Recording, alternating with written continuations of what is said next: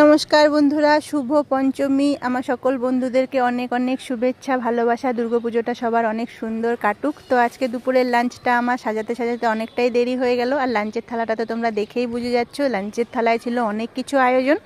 তো আয়োজনে এত কিছু ছিল যার জন্য অনেকটাই দেরি হয়ে গেল। তো কী কী ছিল চলো তোমাদেরকে বলে দিব। মাছ ছিল, মাংস ছিল, পনির ছিল, সবই ছিল।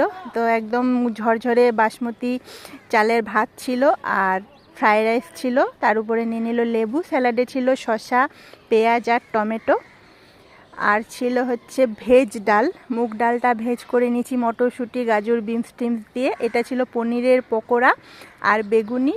আর কাতলা মাছের, একদম বড় সাইজের কাতলা মাছের ছিল, একদম কাজু পোস্ত দিয়ে। জাস্ট অসাধারণ একটা সবজিটা হয়েছিল। আর দেখো মাটনের একদম গোটা রসুন দিয়ে, মাটন নাল্লি দিয়ে একদম সেই সুন্দর একটা ঝোল। তো খাওয়া দাওয়াটা এত সুন্দর হলো, মানে কি বলবো বন্ধুরা, বলার মতন নয়। তো